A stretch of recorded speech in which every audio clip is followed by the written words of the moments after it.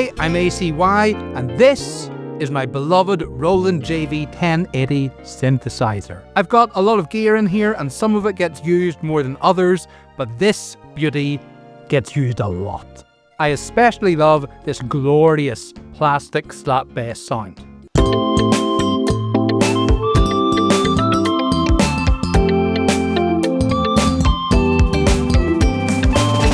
That's a track of mine, Misfits Make It Work, from your new favourite game, Promise Mascot Agency. And if you haven't played it, you should probably stop watching and go and fix that right now. So yeah, the JV-1080 rules for making music, that kind of crisp 90s Dreamcast sort of sound especially. But can you use it for listening to music? Well, yes, sort of, if you're a MIDI-loving sicko like me. Here's Cyberzone by the mighty Cassiopeia in glorious general MIDI form.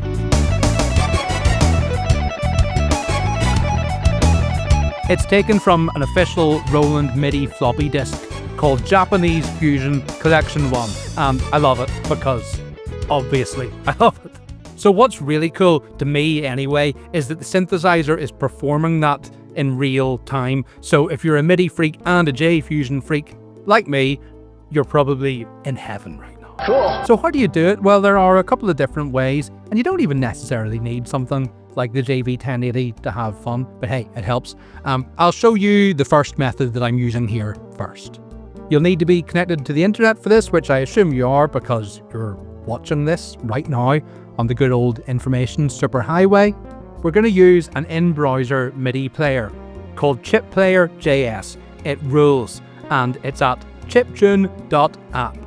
There is a mammoth collection of MIDI files here, and if you don't have a dedicated device like the JV-1080 or something like that, you can listen to them in browser and you can switch up what sound font it uses and everything. It's so awesome. But if you do want to button it up to a device like the 1080 or anything else that can play general MIDI, it's pretty straightforward. Just head over to the settings and route it accordingly. So now the player is sending MIDI information to this, a sound interface, which is then sent to the JV-1080 so it can play it or perform it, as it kind of loftily says in the manual, and I love that. But before it can do that, I have to set up the JV-1080 to receive GM, which I can do pretty easily by holding Shift and pressing the Perform button to put it into GM mode. Then I've got the audio output of the JV-1080 plugged into the back of the audio interface, which then sends it to my computer. Science! And then to play it out, I've got Reason open here, or you can use any DAW, D-A-W. Is that a SNES, S-N-E-S thing? I don't know. I never know what way to say it. You can use whatever you want. You can even use something like Audacity, which is free. There's tons of options out there. And that's it. Welcome to MIDI heaven, where we're all angels. But wait, it gets better. We can do cool stuff like isolate each musical part.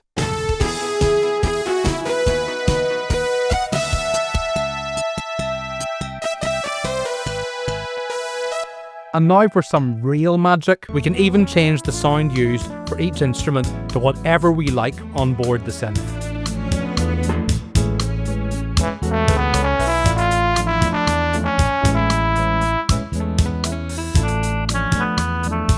I can mess with this all day. It's pure funky comfort. Funkfort. Now, I also mentioned another way to do this if you're old school. I mean, everyone's old school if you're watching this and you're into MIDI stuff, I guess, into old MIDI files. But if you'd rather have files downloaded to your computer, you can do it that way too. And that way is using something like FalcoSoft's free sound font MIDI player. I mean, there are tons of MIDI players out there, but this one is really good for like routing MIDI stuff. So if you're using hardware buttoned up to it, it's a really good shout. So just boot it up and load in some MIDI files that you have sourced legally and responsibly.